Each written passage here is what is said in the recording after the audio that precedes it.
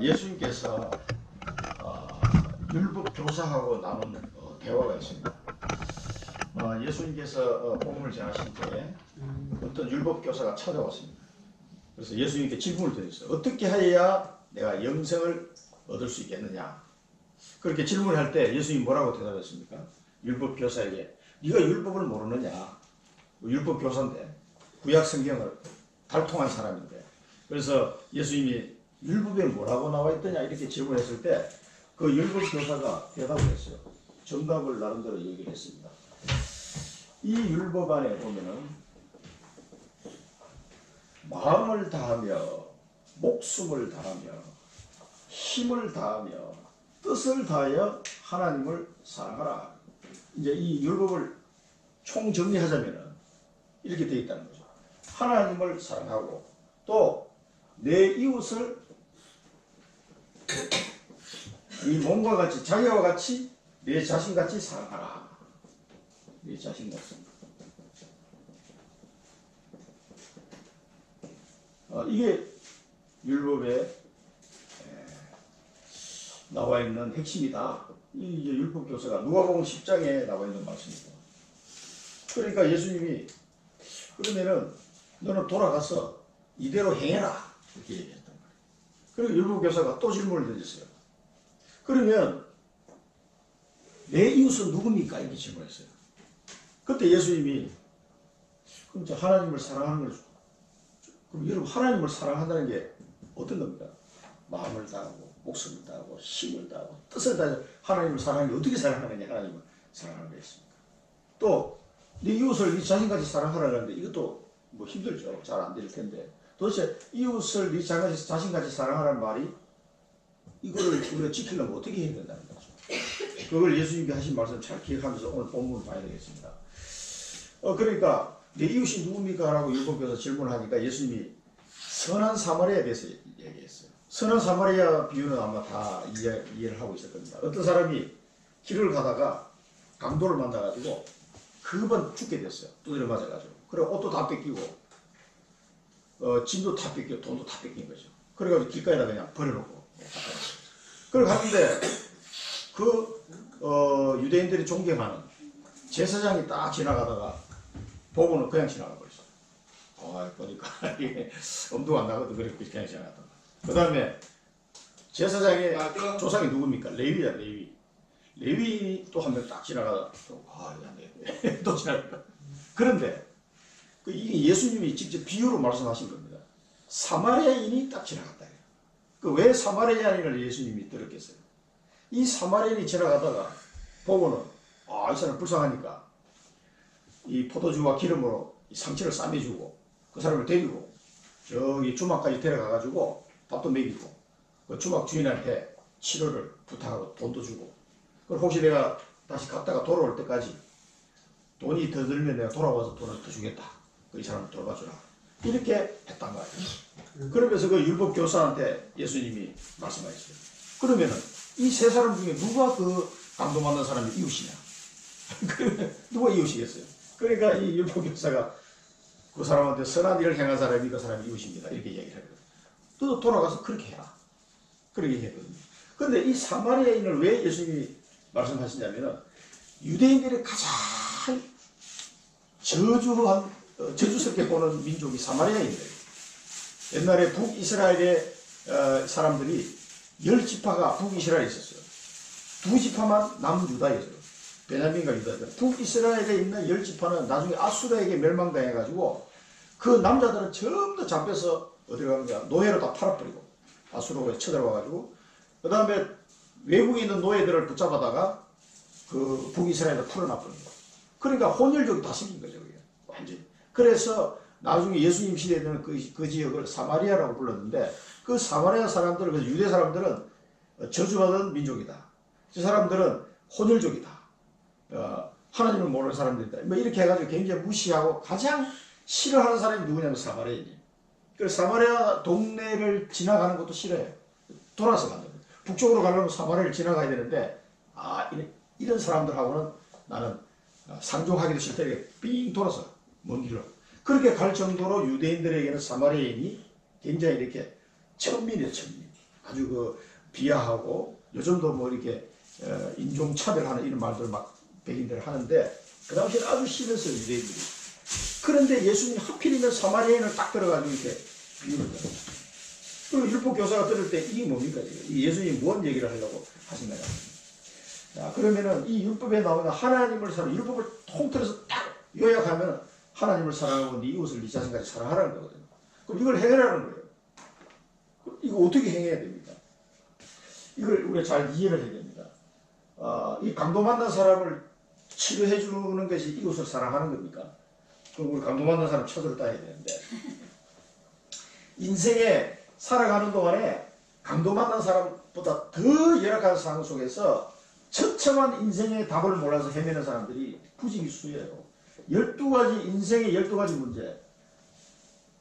신분이 마귀 자녀예요. 자기가 마귀 자녀 되고 싶어 된 사람 아무도 없어요. 태어나고 보니까 원죄 속에 태어나서 마귀 자녀. 그러니까 우상 숭배하고 정신 문제하고 육신 문제하고 살다가 지옥 가게 돼요. 그게 인생이란 말이에요. 그리고 그 내세 문제 해결 안 되니까 자기 후대에게도 똑같은 문제고 된단 말이에요. 이게 쳇바퀴 돌듯이 계속 반복되는. 그 다음에 창세기 3장 나중심. 모든 사람은 나의 이익을 위해서 살아가는 거죠. 그 다음에 창세기 6장 물질 중심. 돈이면 다예요. 그러니까 창세기 11장 성공 중심. 성공하면 다예요. 이런 문제 속에서 계속 살아가는 동안에는 사단에게 계속 당하는 거예요. 그러면서도 자기 인생의 답을 찾지 못하는 거예요. 이 문제에서 빠져나올 길이 없는 거예요. 여기에 답을 주는 겁니다. 그것이 내 이웃을 내 자신같이 사랑하라는 가장 핵심적인 겁니다. 이 문제에 답을 주지 않고서는 강도 만난 것이 문제입니까? 배고픈 것이 문제입니까? 물론 문제죠. 그러나 그 모든 문제, 가장 큰 문제 이 속에 들어있거든요. 여기에 답을 주는 것이 하나님을 사랑하는 것이고 이웃을 사랑하는 것이다. 그래서 하나님을 사랑하는데 하나님이 우리의 도움을 받고 우리의 사랑을 필요로 하는 존재가 아니에요. 하나님은 우리가 없어도 얼마든지 스스로 계신 분이란 말이에요. 그런데 하나님을 사랑하라고 우리 예수님이 말씀하셨단 말이에요. 그 하나님의 사랑은 이걸 얘기합니다. 그런데 이것은 바로 이 부분을 얘기합니다. 이 인생 12가지 문제 속에서 도저히 답을 찾지 못하고 방황하고 있는 사람, 강도 만난 사람보다 더 심각한 속에 빠져있는 사람들이에요. 답이 없어요, 이 사람들. 강도 만난 사람 치료해주고 옷 사주고 하면 돼요. 그 정도 하면 된다고. 그러나 이 문제에 빠진 사람 답이 없어요. 여기에 답을 줄 수 있는 사람. 요거는 하나님의 사랑이 아니면 안 됩니다. 그래서 하나님을 사랑하라고. 그래서 이 사랑을 가지고 네 이웃을 네 자신까지 사랑하라고. 그래서 계속해서 이 인생 문제 해결이 복음 안에 있기 때문에 복음과 언약의 각인돼요, 각인. 그래서 우리가 계속해서 복음을 들어야 됩니다. 방법이 없어요. 이 영원한 인생의 문제 해답되는 복음이 정말 내 인생의 답이 되는구나. 그럼 저 사람에도 답이 되는구나. 이걸 알고 하나님이 내게 주신 언약을 딱 붙잡는 거죠. 여기에 완전 각이 딱 되어버려요. 각이 되면 뭐라고 그랬습니까? 반드시 응답의 시간표가 온다는 거죠. 이렇게 각인이 되다 보면은 계속해서 내게 응답이 오는 시간표 딱 오게 돼 있어요. 그러니까 계속 복음의 말씀을 계속 듣고 이 훈련 속에 임해야 됩니다. 각인, 완전 각인될 때까지. 그리고 우리의 삶과 기도의 뿌리를 딱 내야 돼요. 그래서 이 복음을 제대로 누릴 수 있는 게 뭐냐? 우리 삶 속에서 또 내 기도 속에서 이 복음을 계속 누리게 됩니다. 그럴 때 뿌리가 딱 내려요. 흔들리지 않는 이 언약 속에, 이 복음 속에 뿌리를 딱 내요. 뿌리를 내리면 반드시 뭐예요? 열매가 딱. 그래서 전도는 쏘길 수가 없다 이렇게 얘기하는 게, 그래서 우리 계속 기도해야 된다고 이야기하시는 것은 이렇게 하면은 복음 속에 뿌리를 내리니까 열매가 날 수밖에 없는 거예요. 이 복음이 정말 내게 누려지는 거예요. 너무 좋아. 그러면 이 사실을 모르고 이 12가지 문제 속에서 헤매고 있는 강도 만난 사람보다 더 고통 속에 있는 이 사람에게 답을 안 줄 수가 없어요. 그 사람 뻔히 보면서 답을 안 준다는 얘기는 아직도 내가 이 뿌리를 못 내린 거예요. 각인 뿌리가 안 됐기 때문에 답을 줄 수가 없어요. 맞는 것 같은데 답을 못 주는 거예요. 그래서 이 속에 계속 그래서 훈련을 받으라고 하는 이유가 그럽니다. 여기서 말씀을 듣고 하나님께 예배를 드리고 수요 예배, 금요 예배, 새벽 예배 이런 거 왜 만들어 놨냐면은 계속 각인 뿌리 되도록 하는 작업이에요. 또 우리 주중간에 와서 다락방 말씀 또 듣잖아요. 그래서 이게 계속 반복해서 하지 않으면 각인 뿌리 안 됩니다. 축구선수 하루아침에 공을 잘 찰 수 있는 게 아니에요. 이론적으로 하면 1시간 다 끝나. 그러나 이 실제로 되려고 그러면은 계속 훈련 속에 들어가야 됩니다. 그리고 하나님의 방향에 맞는 전도 체질로 이제 다 바뀌게 되는 거예요. 하나님의 방향만. 하나님과 방향 맞춘 그게 뭡니까? 내게 주신 언약. 이 천명을 가지고 그 방향대로 전도운동 속에 딱 들어가요. 이게 체질이 딱 되는 거죠. 이게 체질이 되면 미래를 바꾼다. 그래서 우리 미래는 이 속에 있는 사람은 각인 뿌리 체질 속에 있는 사람은 미래 걱정할 필요 없는 거예요. 정말 복음과 언약 속에 각인이 되고 내 삶 속에 기도로 누려져서 뿌리가 내리고 열매를 맺으며 하나님의 방향에 맞춘 전도운동 속에 딱 들어가면요. 이게 체질이 됐다. 그러면은 미래는 걱정할 필요 없는 거예요. 그래서 계속해서 훈련을 통해서 이 속에 들어가야 됩니다. 그래야 하나님을 사랑하니 뭔지를 진짜 압니다. 이 죽어가는 영혼이요. 내가 별말 안 했는데 복음 몇 마디 전해줬는데요. 펑펑 울면서 영접한 나옵니다. 예수 영접하고 정말 내 인생에 답을 못 찾는데 진짜 내가 오늘 답을 찾았다고 고백하는 날이 오게 됩니다. 여러분 그 현장을 한번 봤을 때 내 마음이 어떻겠어요? 다릅니다. 진짜 하나님 사랑이 이런 거구나는 걸 그때서 깨닫게 됩니다. 그래서 마음을 다하고 목숨을 다하고 힘을 다하고 뜻을 다해 하나님을 사랑하고 내 자신, 내 이웃을 내 자신까지 사랑하는 말은 우리가 이 속에 들어가는 겁니다. 이 속에 들어가서 각인 뿌리 체질될 때 이 인생 12가지 문제에서 망하는 자들에게 답을 줄 수 있어요. 이 생명 살리는 이 속에 내가 들어가지 못하면 사실 이 맛도 못 보는 거예요. 진짜. 그래서 전도를 해라가 아닙니다. 기도를 해라가 아닙니다. 이 속에 자연스럽게 들어가 보면은 할 수밖에 없는 거예요. 되어질 수밖에 없는 거예요. 저절로 열매가 맺힌다. 너희가 내 안에 있으면 저절로 열매를 맺느니라. 포도나무 비유해서 예수님이 말씀하십니다. 포도나무 가지는 그냥 포도나무 몸통에 붙어있기만 하면 저절로 열매가 맺힙니다. 그 비유입니다. 그러니까 너희가 내 안에 거하고 내 말이 너희 안에 있을 거하고 무엇이든지 구하라. 다 응답받을 것이다. 그렇게까지 예수님이 말씀하실 거예요. 이 비밀이 이 속에 들어있습니다. 그래서 오늘 본론을 보면은 사도 바울의 그 오늘 예루살렘에 갔다 온 내용을 이제 갈라디아서에서 기록을 했는데요. 이 사도 바울을 하나님이 어떻게 쓰신지를 보셔야 돼요. 완전 각인 뿌리 체질되도록 사도 바울을 훈련을 시켰습니다. 여기 보면은 14년 후에 그래서 사도 바울이 다메섹에서 예수님을 만나고 난 뒤에 예수님 만나고 자기 인생이 완전히 바뀌어버린 거예요.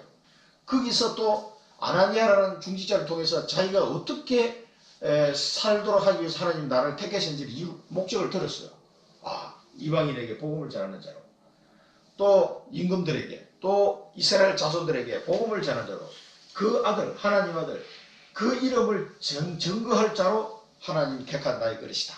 이 언약을 붙잡고 그게 내 개인에게 주신 언약입니다. 예수 그리스도를 발견하고 자기에게 준 사명 그 언약을 딱 붙잡은 거예요. 그리고 이 사람은 그 길을 향하여 달려가기 시작했습니다. 그런데 하나님은 바로 그 바울을 쓰신 게 아니에요. 여기 보면 지난주에 아라비아로 갔다 그랬죠. 아라비아로 광야로 가가지고 북쪽에서 다메섹에서 남쪽으로 쭉 내려가면 브엘세바가 나오고 그 바깥에 보면 이제 사막입니다. 사막. 그 광야까지 내려가지고 3년 동안 그 말씀을 묵상하면서 하나님이 직접 트레이닝을 시킵니다. 3년 동안. 그리고 다메섹에서 돌아왔다가 다소로 또 가게 됩니다. 그래가지고 약 13년 동안 하나님 훈련시켜요. 그런 다음에 다메섹에서 안디옥에서 목회 활동을 시작하게 됩니다. 그렇게 훈련을 많이 받았던 바울이지만은 예수 그리스도를 만난 후에 약 13년 동안 훈련시켜요. 강의 그렇지. 이 사람을 한 시대를 살리는 사도로 하나님 쓰기 위해서 13년 동안 강하게 트레이닝 시킨 다음에 그 다음에 안디옥 교회 부목사로 하나님 보냅니다. 그때 이 바울을 추천한 사람이 바나바죠.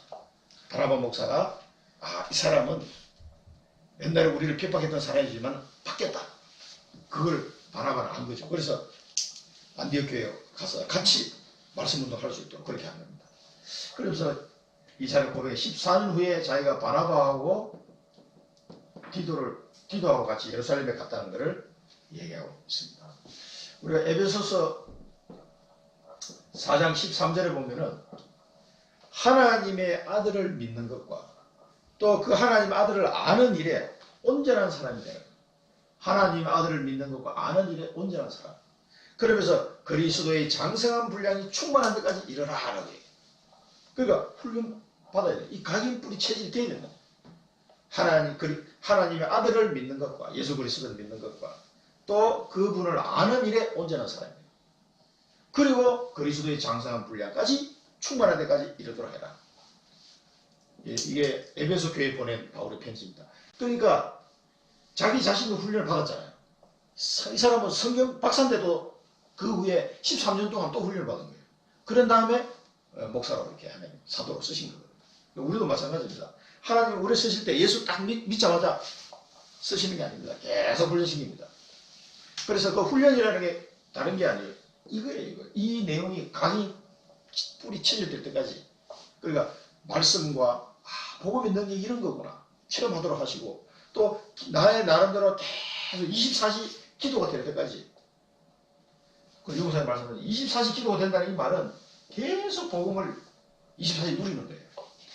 이 정도 될 때까지 가야 됩니다. 장성한 분량이 있을 때까지 충만한 때까지. 그럴 때 하나님이 중요하게 하나님 주십니다. 그러면서 이 바울이 예루살렘에 간 목적이 있어요. 왜 갔냐면은 자기가 전한 복음에 계시를 따라 하나님이 계시를 따라 이방인에게 복음을 전했습니다. 이방인에게 복음을 전했는데 이 복음의 내용 이 내용을 그 당시에 예루살렘에서 사도들에게 확정받으려고 간 거예요. 하나님의 계시를 따라 복음을 이방인에 전했는데 바울이 복음 전했는 가장 핵심적인 내용은 이신칭이에요. 이신칭. 오직 믿음으로 말미암아 의롭다함을 받는다.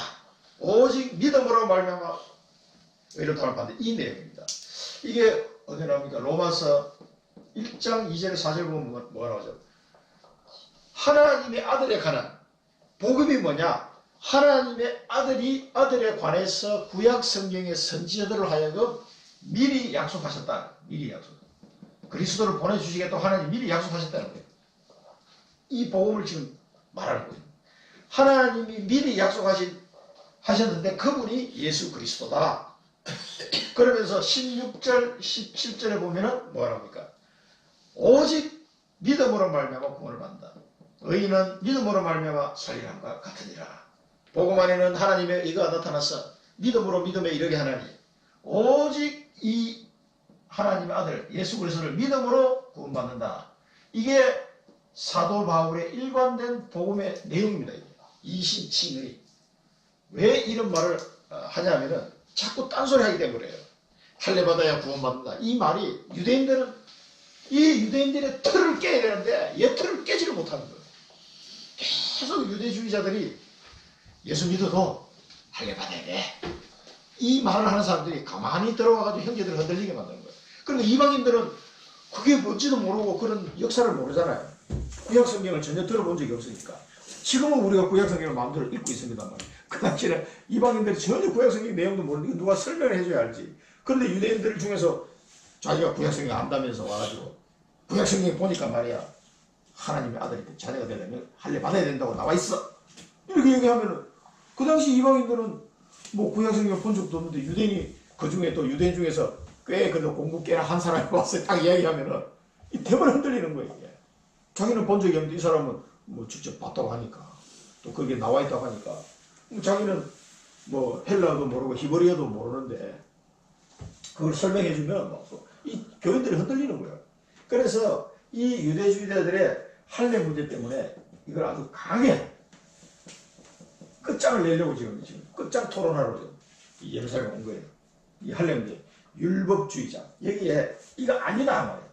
그래서 모든 사도들이 이 사도 바울의 복음의 내용에 대해서 오케이 맞다라고 이렇게 인정해 확인하러 온 거죠.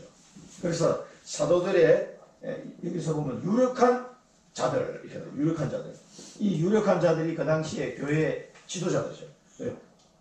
사도들입니다. 사도들 이들에게 제시를 했습니다. 이 복음을 제시하고 이렇게 한 이유가 뭐냐? 나의 다름질한 것이 헛되지 않게 하기 위해서 내용을 확정받습니다. 맞다. 아무도 이 사도 바울의 이 구원의 이론에 대해서 반대하는 사람 아무도 없어요. 사도들도 이게 맞다는 걸 확정을 해주게 됩니다. 그래서 이 복음을 계속 강의시켜야 돼요. 이 복음이. 그래서 이 복음이 내 삶 속에 계속 누려져야 돼요. 우리는 내가 복음을 듣긴 들었는데 믿긴 믿었는데 그 복음이 내 삶에 누려져서 이 복음적인 삶이 되느냐 하면 그거는 굉장히 관계가 큽니다. 실제로 복음적인 삶이 잘 안 돼요. 우리가 보면은 부족하고 모자란 사람 보면 비판하기 바쁘거든요. 아, 저 사람 왜 저래? 나도 모르게 그 말이 나와요. 근데 진짜 복음적인 사람은 그 사람에게 위로해주고 괜찮아. 나도 그랬어. 그러면서 복음의 이 하나님의 은혜 속에 있으면 치유될 수 있어. 라고 말해줄 수 있어야 되는데 그게 사실 쉽지 않다고. 순간적으로 보면 복음적인 말이 안 나오고 굉장히 율법적인 말이 나와요. 우리 체질이 원래 그렇게 돼 있어요. 그래서 이 복음의 삶을 누린다는 거예요. 또 다른 차원이거든요. 그래서 그 장성한 분량까지 가도록 해서 우리는 각인돼야 됩니다. 그래서 사도 바울의 이 삶을 보면서 우리가 언약으로 붙잡아야 될 내용이 각인, 뿌리, 체질로 바꾸는 나의 시스템을 갖춰라. 내 나름대로 말씀을 묵상하고 기도하는 이 시스템을 갖춰야 됩니다. 그럴 때 각인, 뿌리, 체질입니다. 그래서 나는 이럴 때 기도하고 기도는 언제 하고 하나님 말씀을 언제 묵상하고 또 훈련을 내가 어떻게 받아야 되겠다 이런 부분들을 잘 정리를 하셔야 돼요. 모르면은 물어봐야 됩니다. 그래서 이걸 나의 시스템을 계속 가져야 돼요. 그래야 각인, 뿌리, 체질 속으로 들어가게 됩니다. 두 번째는 누림입니다. 이 사도 바울이 보면은 자기가 데려간 헬라인 기도도 헬라인 기도. 이 헬라인 기도를 오늘 이 본문을 보면 뭔가 억지로 할례받게 하지 않았다. 억지로 이 헬라인 이방이잖아요. 이 할례받게 하지 않았다. 이렇게 갈라디아에 별도로 이렇게 표시를 한 이유는 뭐냐면 이 디도가 예수 믿은 사람입니다. 예수 믿고 하나님 자녀가 된 사람인데 이렇게 기록한 내용은 뭐냐면 이 사람 할례 받도록 하지 않았다는 거예요. 그래도 예수 믿음으로 말미암아 오직 예수 그리스도를 믿음으로만 이상 구원받은 사람이다. 이 말입니다. 이거를 갈라디아 교인들에게 얘기해 준 거고요. 로마서 2장에 보면은 2장 28절 29절 보면은 육신의 할례가 아니다. 우리 로마서 배웠죠. 육신의 할례가 아니다. 할례는 너희 마음의 할지니라. 이 내용이 뭐냐면은 이 유대인들이 자꾸 족보 따지고 나는 아브라함의 자손이다면서 하나님 자녀랑 자꾸 얘기하니까 그 육신적인 유대인이 진짜 유대인이냐? 아니다. 그 로마서 2장 4장 6장에 계속 나오잖아요. 그래서 할례를 육신적인 할례는 그 할례 아니다. 마음의 할례를 받아야 된다. 이 말은 예수 믿어야 된다 이 말이에요. 너 육신적인 유대인이냐? 네가 구원받은 게 아니다 그러가지고. 그래서 표면적인 유대인이 유대인이 아니고 이면적인 유대인이 유대인이다 이렇게 갖다 표현해요. 그 여러 가지 내용들을 로마서에서 사도 바울이 강하게 얘기를 하고 있습니다. 그래서 지금 우리도 이 축복 속에 들어가 있는 겁니다. 그래서 우리도 마찬가지입니다. 이 구약 성경 가지고 사람을 속이는 사람들 얼마나 많은지 몰라요. 그리고 이상하게 또 저기 뒤에 요한계시록까지 속이고 대부분 사람들이 헷갈리는 거 가지고 그래서 가장 뭐 신천지든 뭐 여기 여호와의 정인이든 안상홍 정인이든 다 이 사람들 공통점이 뭐냐면은 예수가 그리스도라는 사실을 오직 예수만 그리스도라는 사실을 안 믿는 거예요. 내가 제2의 예수다고 나타나고 그리스도는 예수는 그리스도 맞는데 하나님의 아들이니까 우리와 같은 사람이다. 이따위 소리를 하고 앉아. 처음 다 그런 거짓말을 사단은 어떻게든지 그리스도 이름을 약화시켜요. 모든 문화가 그리스도 돌아가고 있습니다. 요즘 나오는 영화도 그래요. 그러니까 그 있으면 사단의 전략이죠. 그런 말에 속으시면 안 됩니다. 그래서 여기 뭐 거짓 형제들, 이 당시에도 이 거짓 형제들이 가만히 교회에 들어와가지고 그리스도 예수 안에서 우리의 자유를 엿보고 우리를 종으로 삼고자 함이로다. 그래서 이 거짓 형제들이 와가지고 복음 안에 있는 자유를 누리지 못하고 오히려 종노릇 하도록 만든 거예요. 그래서 복음을 제대로 누리지 못하고, 그래서 우리는 여기에 복종하지 않았다. 복음의 진리가 항상 너희와 있게 하기 위함이다. 그래서 그들의 우리가 한시도 복종하지 아니하였으니 이는 복음의 진리가 항상 너희 가운데 있게 하려 함이라. 복음의 진리. 복음의 진리가 항상 있는 게 뭡니까? 우리 요한복음 8장 32절을 보면은 진리가 너희를 자유롭게 할 것이다. 진리가 되죠. 그러면은 진리가 우리를 자유롭게, 내가 곧 길이요 진리요 생명이 나를 말미암아 아무 올 자도 없다 그랬거든. 그 진리가 누굽니까? 예수 그리스도가 진리인데, 에베소서 4장 21절에서 24절에 보면은 진리가 예수 안에 있는 것 같이 너희가 참으로 그에게서 듣고 또한 그 안에서 가르침을 받았을진데 너희는 유혹의 욕심을 따라 썩어져가는 구습을 따르는 옛사람을 벗어버리고 오직 너희의 심령이 새롭게 되어 하나님을 따라 의와 진리의 거룩함으로 지으심을 받은 새 사람을 입어라. 그러니까 이 진리는 예수 그리스도다. 예수 그리스도. 그러면은 예수 그리스도 안에 있으면 자유롭게 돼요. 뭐에 자유롭게 됩니까? 돈, 명예, 나중심 이런 데서 자유롭게 됩니다. 사단, 우상숭배 이런 거 안 해도 됩니다. 점 안 쳐도 됩니다. 자유롭게 됩니다. 그 자유를 말하는 거예요. 방종하라는 게 아닙니다. 자유. 정말 우리는 자유를 누리게 됩니다. 그리스도 안에 왜? 모든 게 다 있기 때문에. 이 그리스도 안에 다 있기 때문에 그리스도의 장성한 분량까지 이르도록 되어야 된다라고 얘기해요. 그래서 그리스도의 장성한 분량까지 충분한 데까지 우리가 이르게 되면 이 자유를 제대로 누리기 시작합니다. 그러니까 이 세상 사람들이 추구하는 썩어 없어질 것을 따라가지 않습니다.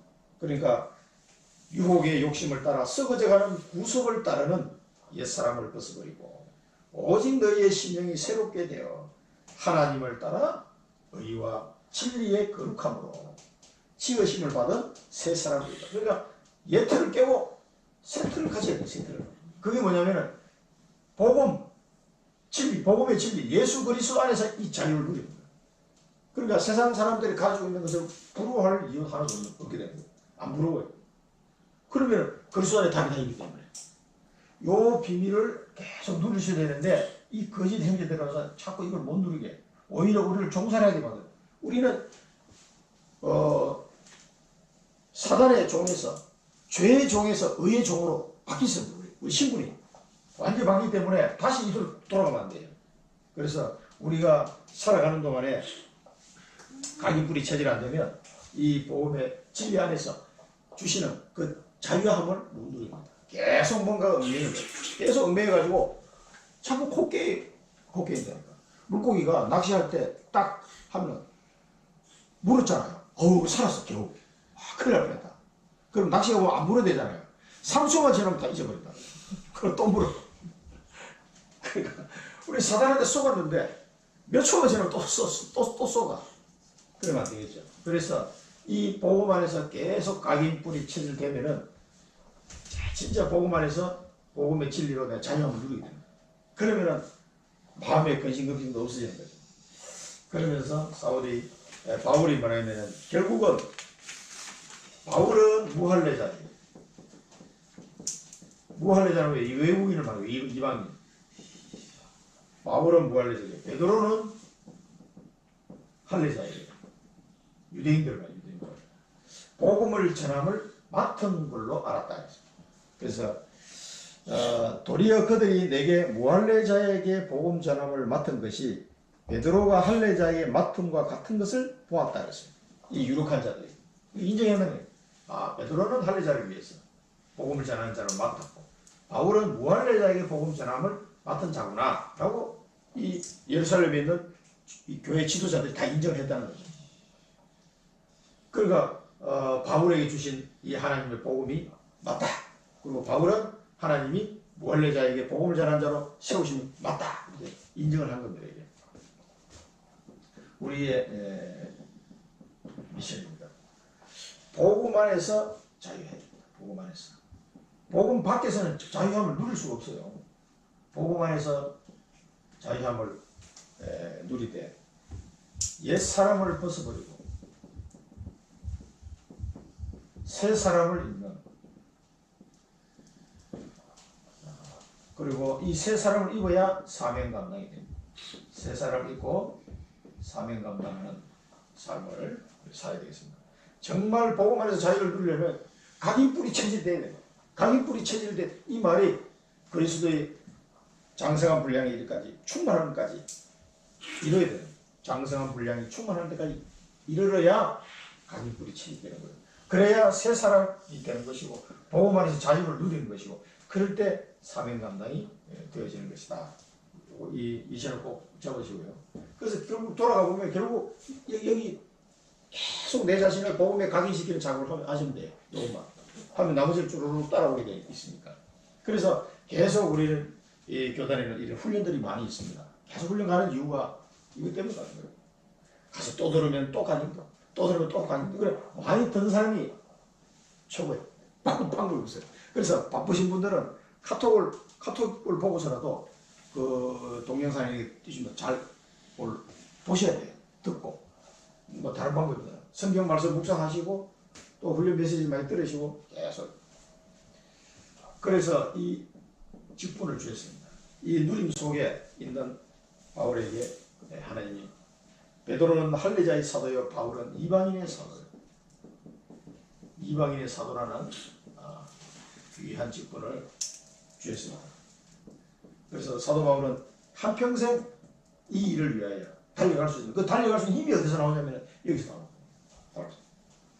그래서 이방인의 사도로 직분을 감당했고요. 또 여기 이 두 번째 보면은 그 당시에 야고보가 누구냐면은 야고보 사도가 예수님의 육신적으로 형제, 예수님의 동생 야고보. 그 당시에 이 야고보가 교회 지도자로 있었어요. 이 야고보서를 쓴 사람이 이 사람입니다. 원래 예수님 제자 12제자 중에 야고보는 그 헤롯 왕에게 죽었어요. 잡혀가지고 먼저 수비를 당했죠. 그래서 그 야고보가 아닌 예수님의 형제 야고보 이렇게 나옵니다. 이 야고보 사도가 그 당시 교회 지도자였기 때문에 이 사람하고 베드로, 예수님의 수제자, 그 다음에 요한 이런 사람들이 바울과 바나바 사도를 인정했다. 이런 기록이 나오고 있습니다. 그래서 이 갈라디아 교회에 계속 사도 바울을 음해하는 이런 사람들이 계속 많다 보니까 자기 자신의 직분과 전했던 그 복음의 내용이 예루살렘에 있는 모든 사도들이 다 인정한 것이다. 그거를 다시 한번 지금 설명하고 있는 겁니다. 그리고 가난한 자들을 기억해라. 가난한 자들을 기억해라. 나도 본래부터 이제 이 사도들이 얘기한 게 다 인정하면서 가난한 자들을 기억해라라고 부탁을 했다. 그러나 나도 본래부터 이런 거는 힘써 행해왔다 이렇게 얘기하고 있습니다. 그런데 여러분 이 가난한 자들이 누굽니까? 물질적으로 가난한 사람도 있습니다. 물론 이런 사람도 도와야 되겠죠. 그 다음에 마음과 정신이 가난한 사람도 있어요. 굉장히 마음과 정신이 약한 사람이 있습니다. 또 영적 가난한 사람이 있어요. 영적 가난한 사람. 돈은 많이 벌었는데 영적으로 굉장히 취약한 상태에 있는 사람. 그래서 이 자살하고 이렇게 나옵니다. 그리고 지난번에 우리 김성환 장로 간증했잖아요. 김성환 장로가 군대에 있을 때 복음 전한 사람이 그 하정우 영화배우 뭐 천만 배우라고 하는데 그 하정우에게 복음을 전했는데 하정우가 군대에 있을 때 너무 힘든 상태예요. 뭐 20대 초반이니까 그때 김성환 장로가 상병인가 고참이니까 복음을 전한 거예요. 그러니까 이 친구가 예수 믿고 은혜를 받은 거예요. 힘을 얻어서 나중에 제대해가지고 총무로 해서 이렇게 이제 영화배우로 있으면 뜬 거지. 그걸 하정우가 얼마 전에 전화 왔다 하더라. 아니 도대체 교회에서는 뭐 하냐. 이 영화배우들이 다 죽어간다. 자기가 주변 보니까 막 엉망이거든. 그 사람 많이 알 거 아니에요. 그러니까 그 돈도 많이 벌고 인기인이 되었지만 이 사람들이 영적으로 엄청 피폐해져 있는 거예요. 그러니까 이 사람들을 살리는 좀 교회가 없냐. 그런 부분을 가지고 얘기를 했다고 합니다. 그러니까 영적으로 가난한 사람은 무지하게 많아요. 돈은 많은데 제가 복음 전했던 사람 중에 봤어요. 돈은 많은데 영적으로 가난해요. 그 요게 우리가 돈 많으면 다 해결될 줄로 착각하는 경우가 되게 많아요. 안 그렇습니다. 그 속에서 막 자기 인생이 괴로우니까 이 문제 속에 빠져 있는 거거든요. 그 근본 문제를 이걸 모르면 그 사람들 답을 줄 수가 없어요. 그걸 보니까 막 발버둥 치고 있는 거예요. 그럼 나는 그 사람 상황을 모르니까 근데 복음을 딱 전했는데 완전히 깨져버린 거죠. 그리고 완전히 사람의 인생이 바뀌어지는 그런 일도 나왔습니다. 그러니까 이런 사람들이 우리 주변에는 이 가난한 자들, 물질적으로 가난한 사람, 이 사람은 또 이 사람대로도 문제예요. 계속 뭔가 인생이 안 돼. 삶이 안 돼, 삶이. 지질이도 막 이런 속에 막 계속 고통당하는 거야. 또 마음과 정신이 막 약해가지고 작은 충격에도 그냥 무너져 버려요. 이런 사람들을 도와주셔야 돼요. 그리고 이 세 사람 다 보고만 이거는 답이 안 돼. 그러니까 이 가난한 자들을 도와주라. 이 말은 이 복음으로 답을 주라는 겁니다. 답을 주면 이 사람들 다 살아날 수 있어요. 그래서 우리의 비전은 뭡니까? 하나님이 인정하시고 여러분들 하나님이 인정하시고 또 목회자도 인정하는 그러니까 전도자. 여러분의 미래가 하나님이 인정하시고 목회자도 인정하시는 전도자. 이게 우리의 비전입니다. 결론으로 우리 어제 핵심에서 나온 결론이기도 합니다만 그래서 우리는 이제 이 오늘 본문을 생각하면서 언약의 여정 우리 CVDIP 계속 나오죠. 언약의 여정 이 CVDIP가 사도행전 1장 138 언약 이게 C입니다. V가 뭡니까? 1사 오로지 기도. 그 하나님의 언약을 잡고 오로지 기도할 때 하나님 주신 비전이 딱 바로 있어요. 그 다음에 꿈이 뭡니까? 24기도. 그 다음에 I가 이미지가 뭡니까? 25 응답, 영혼의 응답. 그 다음에 프로젝트 실천이 237 나라를 살리는 이 속으로 들어가는 이게 언약의 여정입니다. 이 언약의 여정으로 우리가 계속 들어가면 됩니다. 언제까지요? 각이 뿌리 채질 때까지. 그럼 이렇게 되는 동안에 열매 맺고 미래도 다 해결되게 돼 있어요. 이 언약의 여정 속에. 그 다음에 기도의 여정 속으로 들어가. 기도의 여정. 그래. 한 번 안 됐다고 포기하지 마시고 계속 하시기 바랍니다. 정시기도, 무시기도, 집중기도 기도하시기 바랍니다. 지금 이제 제가 카톡으로 보내드리는 내용을 가지고라도 이걸 꼭 하시기 바랍니다. 그래, 기도의 습관이 돼야 돼요. 계속 기도합니다. 나는 뭐 기도해놓고 또 잊어버리면 우리는 다 기억을 할 수가 없어요. 기도해놓고 금방 잊어버리는데도 하나님은 안 잊어먹거든. 하나님은 딱 기억하고 계시기 때문에 기도를 많이 쌓으면 쌓을수록 좋습니다. 사실은. 계속 하시길 바랍니다. 전도의 여정. 그래서 언약의 여정과 기도의 여정을 가게 되네요. 전도의 여정을 가게 됩니다. 여기에 우리는 올인하고 올아웃하고 그 다음에 우리가 이 언약 속에서 올인하면은요 하나님이 이 언약을 성취할 수 있는 일에 올아웃 하도록 우리에게 만남도 주시고 축복도 주시게 되어 있습니다. 응답을 주시게 되어 있어요. 그러니까 그때는 우리가 그 글을 향하여 총력을 다하는 거예요. 그게 올아웃입니다. 그러면 우리 후대를 살리는 그리고 한 지역을 완전히 뒤집어놓는 올 체인지의 응답 속으로 우리를 인도하실 거거든요. 이게 전도의 여정입니다. 이게 축복의 여정이죠. 그래서 이 속에서 이게 한마디로 말하면 복음의 진리 속에 계속 각인뿌리 쳐지고 이렇게 되면은 이 사도 바울이 누렸던 이 축복이 우리에게도 언약의 여정으로 기도의 여정으로 전도의 여정을 통해서 누려지고 드러나게 될 겁니다. 기도하겠습니다. 살아계신 하나님 아버지 은혜를 감사드립니다. 저희들을 사랑하시고 복음의 진리 속에 인도하심을 감사드립니다. 복음 안에서 각인 뿌리 체질되게 해주셔서 하나님의 뜻을 이루는 언약의 여정, 기도의 여정, 전도의 여정을 갈 수 있도록 저희들을 인도하여 주시옵소서. 죽어가는 자들을 살리라고 주님 말씀하셨사오니 인생 문제 속에 강도만나 같은 자 같은 그런 사람들이 너무나 많이 있사오니 그들에게 복음으로 답을 주는 전도자의 삶을 살 수 있도록 인도하여 주옵소서. 감사드리오며 예수 그리스도 이름으로 기도드립니다. 아멘.